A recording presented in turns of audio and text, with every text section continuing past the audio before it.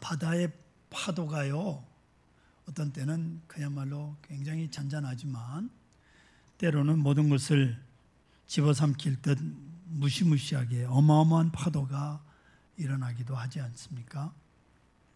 완전히 두 얼굴을 가진 것이 바다입니다. 여러분, 지나온 인생을 한번 돌아보시고요. 또 지금 여러분들 겪고 있는 모든 것들이 여러분들 무섭게 파도를 일으키고 있습니까? 그러나 그건 계속되지 않습니다. 언젠가는 또 잔잔해질 때가 올 것입니다. 잘 버텨내십시다. 이겨내십시다. 물론 주님께서 함께 하실 것입니다. 아멘. 우리가 예수를 믿으면서 고민스러운 것은 그 문제 중에 하나가 우리가 하나님께 바라는 것과 실제로 하나님께서 우리에게 하시는 일이 다르다는 겁니다. 예를 들면 몸이 아파서 힘들어할 때 하나님께서 낫게 해주시기를 기대하면서 열심히 기도하지만 하나님께서는 우리가 바라는 대로 해주시질 않는다는 겁니다.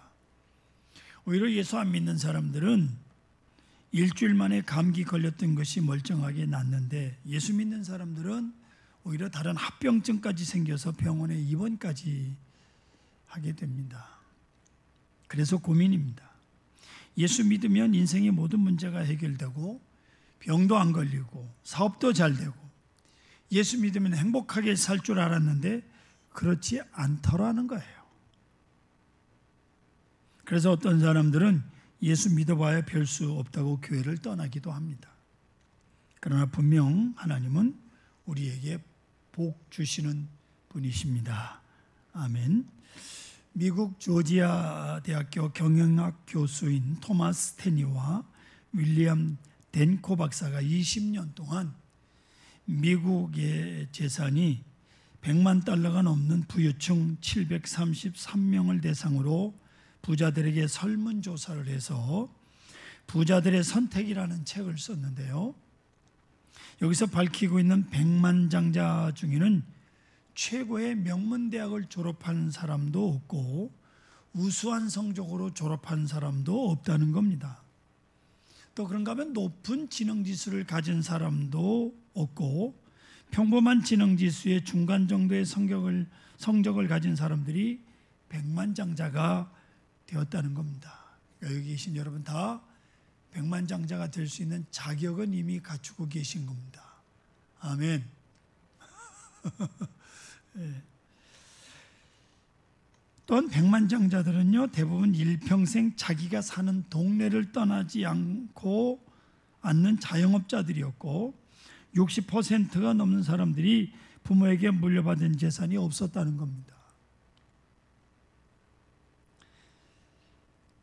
그리고 또 하나 공통점이 있는데 대부분이 하나님을 잘 믿는 사람들이었다 하는 겁니다. 이러던 예수 믿어서 복받고 잘 사는 사람들이 많이 있습니다. 그러나 그것은 마음대로 쓰라고 주신 것이 아니라 하나님께서 맡겨놓으신 겁니다. 그것을 가지고 하나님을 위해 옳은 일에 쓰라고 맡겨주신 거예요.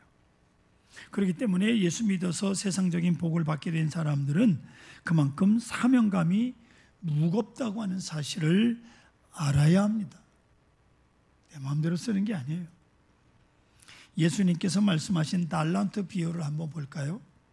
주인이 먼 길을 떠나면서 종들에게 달란트를 맡겼습니다. 한 사람에게는 5달란트, 또 한 사람에게는 2달란트, 그리고 또 나머지 한 사람에게 한 달란트를 맡겼습니다.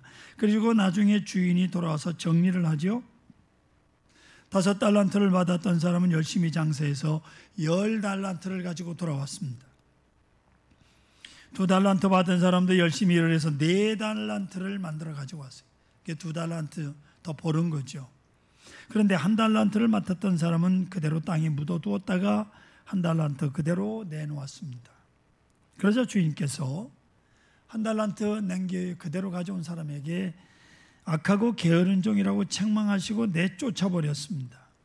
근데 여러분, 이 사람은 그냥 내쫓기만 했는데 2달란트를 받고 5달란트를 받은 사람들이 땅에 묻어두었다가 그대로 내놓았다면 어떻게 되었을까요?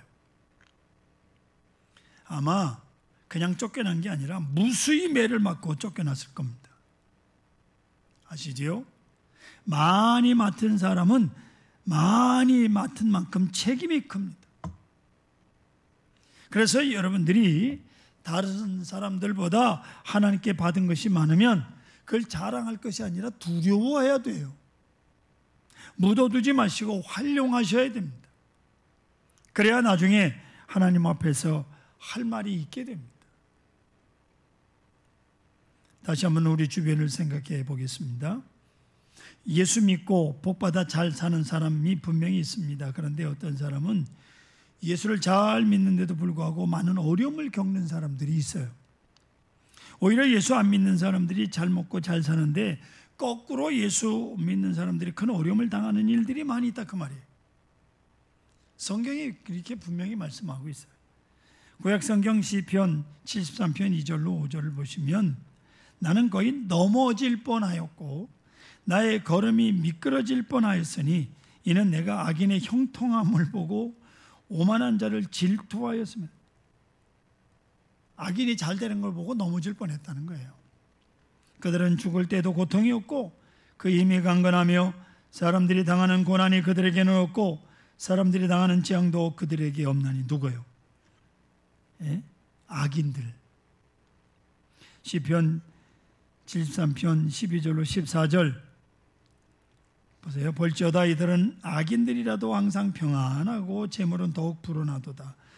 내가 내 마음을 깨끗하게 하며 내 손을 씻어 무지하다 한 것은 실로 헛되도다. 내가 종일 재난을 당하며 아침마다 징벌을 받는도다. 의롭게 깨끗하게 믿음으로 산 사람, 그런데 그게 헛되었다. 악한 사람들이 잘 되는 걸 보고 이상하게도 하나님을 모르는 사람들이 이 땅에서 복받는 모습으로 살아가고요, 하나님을 경외하는 사람들이 오히려 환난을 당하면서 산다, 그런 말씀이에요. 하나님을 모르고 나쁜 짓만 하는 사람, 악당 같은 사람들이 얼마나 건강한지요. 일평생 감기 한 번 안 걸리고 살아갑니다. 그런데 하나님을 믿는 사람들은 몸이 약해서 매일 병원을 안방 드나들듯이 하는 사람들이 있어요. 더욱이 하나님을 안 믿는 사람들은 재물이 날로 늘어갑니다. 아파트 사면 아파트 값이 오르고 땅을 사면 땅 값이 오릅니다. 그런데 하나님 믿는 사람이 안 쓰고 안 먹고 조금씩 모아서 겨우 내 집을 장만했는데 계약서 쓴 다음날 집값이 뚝 떨어지고 맙니다. 이것이 오늘 성경의 이 시편 기자의 고민이에요. 그리고 오늘 우리 성도들의 고민이옵시다. 그래서 이 틈새를 이단들이 파고드는 겁니다. 이단들의 주장이 무엇인지 아십니까? 예수 믿으면 근심 걱정이 사라진다. 예수 믿으면 나쁜 일도 다 물러가고 좋은 일만 생긴다.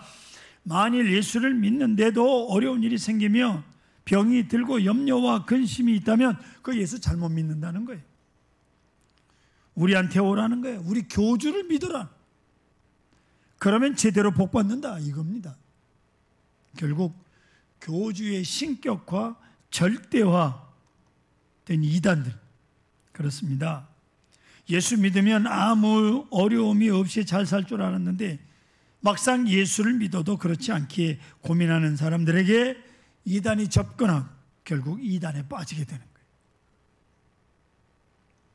성도 여러분, 성경은 분명 믿는 사람들에게도 환난이 있다고 말씀합니다. 요한복음 16장 33절 보세요. 세상에서는 너희가 환난을 당하나 담대하라. 내가 세상을 이겼노라. 환난을 당하나, 즉 아무리 예수님을 따르는 제자들이라고 해도 세상에서는 환난을 당한다 말씀하고 있습니다. 그렇다면 하나님께서 무엇 때문에 하나님의 자녀들에게 이렇게 환난을 주시는가 하는 겁니다. 본문 16절 다시 한번 보세요. 그러므로 우리가 낙심하지 아니하노니 우리 겉사람은 낡아지나 우리의 속사람은 날로 새로워지도다 라고 말씀합니다. 여기서 겉사람이라고 하는 것은 우리 옛사람, 하나님을 모르고 살 때 자기 욕심대로 살던 그런 모습, 그게 겉사람이. 그리고 속사람이라고 하는 것은 예수를 믿고 거듭나 하나님의 자녀로 살아가는 모습을 뜻하는 거예요. 여러분 아십니까? 우리 겉사람은요, 항상 자기중심적이에요. 내 인생의 주인이 나라고 주장하고 내 인생은 내가 책임진다는 것이 옛사람의 모습이에요. 그러나 환난을 통해서 이런 자기중심적인 태도가 깨어지게 되고 하나님을 찾게 되는 겁니다. 사실요, 인간이 사는 동안 모든 것이 편안하면 별로 하나님을 찾을 이유가 없습니다. 돈 잘 벌고 식구들 건강하고 아이들 공부 잘하고 사는 것도 재미있는데 하나님 앞에 나와 눈물로 기도할 사람 없습니다. 사람은 편안하고 모든 일이 잘 되면 하나님을 찾지 않습니다. 성도 여러분, 여러분은 언제 밤새워 기도하셨고 언제 눈물 흘리며 기도하신 적 있으십니까? 그때가 언제예요? 환난을 만났을 때입니다. 고난을 당할 때였습니다. 환난이 닥쳐서 내 힘과 능력으로 하다 안 될 때, 내 힘과 능력의 한계를 깨닫게 될 때 주님 앞에 나와 무릎을 꿇게 됩니다. 여러분, 이때 되면요, 비로소 잠자는 거 대수롭지 않게 생각이 됩니다. 그러니까 뭐 자는 거가 급한 게 아니에요. 예? 여러분들 지금 새벽기도 안 나고 이립다 자는 건 큰 문제가 없어서 그런 거예요. 그쯤만 알고 있으면 돼요. 좋은 음식 먹는 게 별거 아니라는 사실을 깨닫게 됩니다. 음식이 중요한 게 아니라 하나님께 문제 해결받는 게 더 중요하기 때문에. 그리고 친구가 놀러 가자고 해도 세상에서 재밌게 노는 것이 아무것도 아니라는 사실을 깨닫게 됩니다. 오직 주님 앞에 나와 예배하고 엎드리게 되는 거예요. 이것이 환난이 가져다주는 유익이요. 사람은 고통을 통해서 진정한 믿음의 사람이 되는 거예요. 바닥까지 내려가는 고통을 겪어보지 않는 사람은 절대로 온전한 사람이 될 수 없어요. 믿음의 사람이 될 수가 없는 거예요. 예수 믿는 것도 마찬가지예요. 아무리 예수 잘 믿는 사람도 환난이 없으면 언제나 자기중심적으로 살게 됩니다. 그래서 하나님께서는 우리에게 크고 작은 환난을 주시는 거예요. 환난을 통해서 내 인생의 주인은 하나님이시라는 것을 깨닫게 되고 하나님 중심으로 살아가도록 변화시키는 겁니다. 할렐루야. 또한 우리 겉사람은 언제나 교만해요. 자기의 실체를 있는 그대로 바라보지 못하고 자신이 최고라는 환상에 사로잡혀 살아가게 돼 있어요. 그래서 환난을 통해서 이 껍데기가 벗겨지고 자신이 어떤 사람인가를 바라보게 되는 거예요.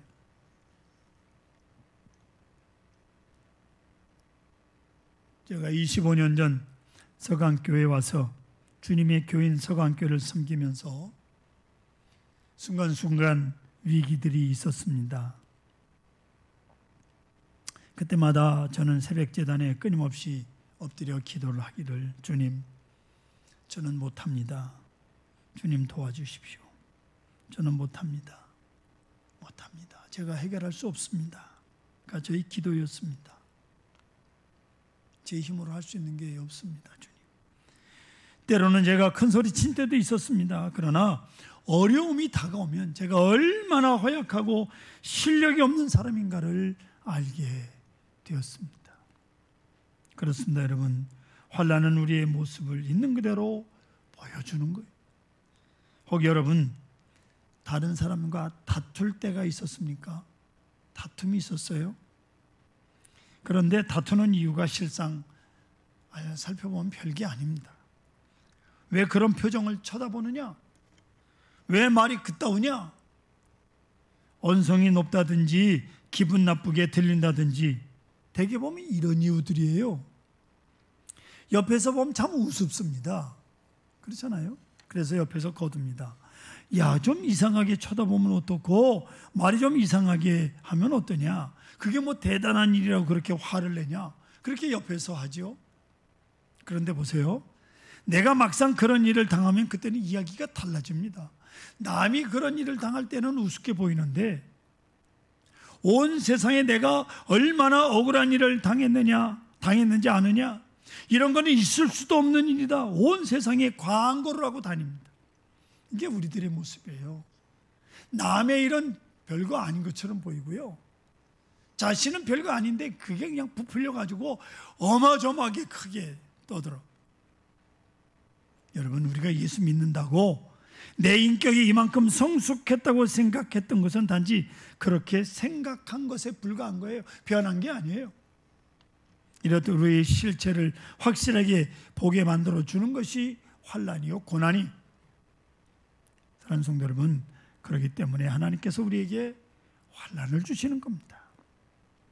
때로는 부모님 때문에 눈물 흘리게 만들고요, 때로는 자식 때문에 가슴 아파하게도 만들고요, 병이 들어서 낙심하게 만들고요, 경제적인 어려움 때문에 눈앞이 캄캄해지도록 만들 때도 있고, 그리고 중요한 인간관계가 깨어짐으로 잠을 못 이루기도 하십니다. 하지만 환난 때문에 낙심해서는 안 됩니다. 그것은 하나님께서 지금 나를 단련하고 계시다는 사실입니다. 구약 성경에 나오는 욥의 고백을 들어보실래요? 욥기 23장 10절 같이 읽습니다. 그러나 내가 가는 길을 그가 아시나니 그가 나를 단련하신 후에는 내가 승군같이 되어 나오리라. 아멘. 하나님께서 나의 모든 찌꺼기들을 제거하시고 순금처럼 만드시기 위해서 지금 단련하시는 겁니다.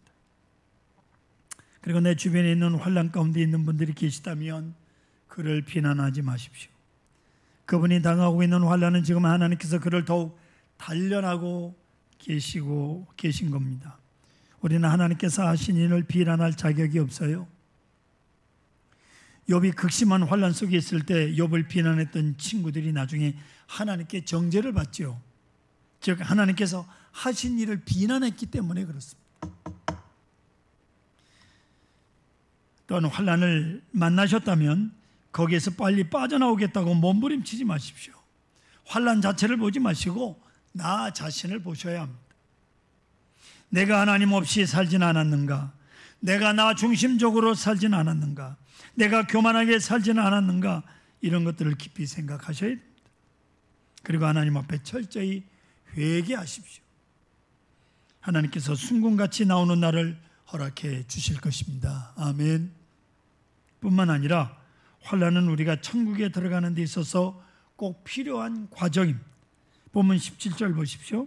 우리가 잠시 받는 환난에 경한 것이 지극히 크고 영원한 영광에 중한 것을 우리에게 이루게 함이라고 말씀하고 있습니다. 여기서 지극히 크고 영원한 영광에 중한 것이라는 게 무엇을 말씀하는 것입니까? 우리가 예수님처럼 부활하여 영광된 천국에 들어가 하나님과 함께 영원히 사는 것을 뜻하는 말씀이옵니다. 이 큰 영광을 누리기 위해서 오늘 우리가 잠시 환난을 받는 것이라고 성경이 말씀하고 있는 거예요. 여러분, 우리 예수 믿는 사람들이 예수 믿으면 천당 가고 예수 안 믿으면 지옥 간다 라는 말을 세상 사람들은 대수롭지 않게 여기잖아요. 누가 만든 얘기지만 생각을 해볼 만한 이야기가 있어서 전해드립니다. 일본 사람과 한국 사람이 지옥에 갔는데 선택할 수 있다고 그럽니다. 일본식 지옥이 있고요, 한국식 지옥이 있으니까 어느 지옥을 갈 건지 선택하라고. 그러니까 일본 사람이 당연히 일본식 지옥에 가겠다고 그러고 한국 사람은 당연히 한국식 지옥에 가겠다고 선택을 했어요. 근데 일본식 지옥은 어떠냐? 매일 10시간씩 중노동을 해야 되는 것이고 한국 지옥은 매일 14시간씩 중노동을 해야 된다는 거예요. 그러면 한국 사람이 4시간 줄어든 일본을 선택해야 되잖아요. 그렇잖아요? 그런데 14시간씩 중노동을 해도 한국 사람 역시 한국 사람이라 한국식 지옥을 가겠다고 선택을 했어요. 자, 각자 선택을 했습니다. 일주일 후에 두 사람이 다시 만났습니다. 한국 사람이 일본 사람에게 물었습니다. 거기는 어떠냐고. 그랬더니 일본 사람이 하루 10시간씩 중노동에 미칠 지경이라고 그럽니다. 그러면서 한국 사람에게 자네는 어떠냐고 물었어요. 그러자 한국 사람이 웃으면서 대답하기를 여기는 완전히 한국이야. 일자리가 없어서 매일 논다네. 그렇답니다. 예, 요즘 젊은이들이 일자리가 없어서 노니까 만들어낸 얘기 같은데, 성도 여러분, 이것은 우리의 고집도 아니고요, 우리 아집도 아닙니다. 분명 우리의 믿음입니다. 우리 인생이 끝나는 그날에 분명히 하나님의 심판이 기다리고 있음을 믿습니다.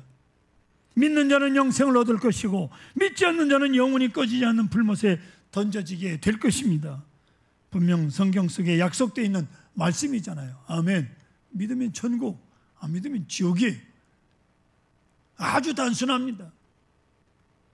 세상 사람들이 뭐라고 얘기하든 상관없어요. 그래서 우리는 환난을 만나도 오히려 기뻐하는 거예요. 왜냐하면 환난이라고 하는 것이 사도행전 4장 22절이 이렇게 말씀합니다. 제자들의 마음을 굳게 하여 이 믿음에 머물러 있으라 권하고, 또 우리가 하나님의 나라에 들어가려면 뭘 겪어야 돼요? 환난을 겪어야 할 것이다. 우리가 하나님 나라에 들어가려면 많은 환난을 겪어야 될 것이라고 성경이 말씀하고 있다, 그 말이에요. 보세요. 학교에 입학을 하면 무조건 다 졸업시켜주는 것이 아니라 열심히 공부해야 되잖아요. 그런데 학교에 안 가고 놀면 얼마나 좋겠습니까? 아침에 일찍 일어나지 않아도 되고, 숙제 안 해도 되고, 중고등학생들은 아무 옷이나 입고 밖에 다녀도 누가 뭐라고 하지 않잖아요. 교복 입지 않아도 되고. 그렇게 좋을 수가 없습니다. 그러나 학교 안 다니면 그 결과를 우리는 너무나도 잘 알고 있지 않습니까? 성도 여러분, 학교 안 가고 노는 것을 좋다고 생각하시진 않으시죠? 예? 우리가 하나님 나라에 들어가기 위해서 지금 믿음의 학교를 다니고 있는 겁니다. 믿음의 학교에서 여러분은 사랑과 목과 인내의 과목과 절제의 과목과 화목의 과목을 배우고 있어요. 그리고 그걸 시험을 봐서 때로는 낙제도 하고요. 그래서 또다시 배우고, 그렇게 해서 점점 학년이 올라가고 천국에 들어갈 준비를 하고 있는 사람들입니다. 아멘. 지금 천국 학교에 들어가기 위해서 배우고 있는 중. 그런데 한편으로는 솔직히 세상에서 마음대로 사는 사람들을 바라보면서, 야, 나도 저렇게 살면 얼마나 좋을까 하고 때는 부러워하기도 하지요. 그러나 그 길은 분명 멸망의 길입니다. 지옥 가는 길이요. 넓고 편안한 길 같지만 결국 멸망으로 끝나는 길, 지옥 가는 길임을 우리는 알아야 합니다. 거기에 비해서 우리가 걷고 있는 믿음의 좁은 길은 영생의 길인 것입니다. 그 길이 비록 어려움이 있고 환난이 있고 힘들고 괴롭지만 우리는 지극히 그 영원한 영광의 중한 것을 누리며 살 사람들입니다. 그렇기 때문에 우리가 사는 인생에 환난이 있다면 우리는 선택받은 사람이라는 사실을 기억하시기를 바랍니다. 아멘. 우리가 이 세상에서 당하는 환난은 천국에 들어가기 위한 필수 과정이기 때문이옵시다. 사랑하는 성도 여러분, 말씀을 마칩니다. 지금까지 여러분들은 어떤 환난을 겪으셨습니까? 또 앞으로 가는 길에, 인생길에 또 어떤 환난을 만날지 모릅니다. 다 끝난 게 아니잖아요. 그러나 이 환난은 우리를 망하게 하는 것이 아니라 우리를 깨우쳐 주는 것입니다. 하나님 중심의 삶을 살게 하시고 겸손하게 하나님 앞에 엎드리게 하는 방법이 옵시다. 성경이 분명히 말씀합니다. 이 세상이 눈에 보이는 것이 전부가 아니라고요. 눈에 보이지 않는 영원한 것이 있다는 것을 말씀하고 있고 우리는 그것을 믿습니다. 여러분, 미래에 예비된 크고 중한 영광을 기억하시고 오늘의 작은 환난을 믿음으로 잘 이겨내시기를 간절히 축원합니다.